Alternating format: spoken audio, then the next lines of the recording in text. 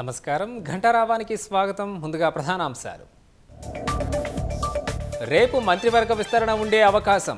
3 లేదా 4కి చోటు దక్కే అవకాశం.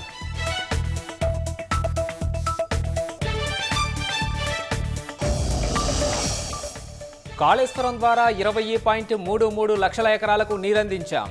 మేడిగడ్డ వద్ద ప్రాజెక్టు కట్టొద్దని ఏ ఇంజనీరు చెప్పలేదన్న హరీష్ రావు. భద్రాచలంలో పట్టపగలే యువకుడి దారుణ హత్య. సతీష్ అనే వ్యక్తిని కత్తులతో కిరాతంగా పొడిచి చంపిన దుండగులు.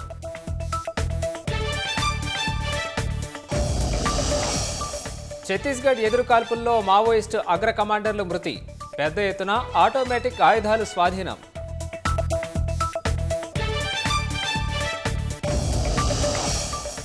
ఉక్రెయిన్పై విరుచుకుపడుతున్న రష్యా.